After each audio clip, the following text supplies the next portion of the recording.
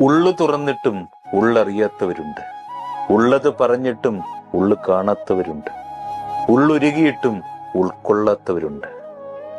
ഏതൊരു ബന്ധത്തിന്റെയും അടിത്തറ പരിഗണനയാണെന്നേ.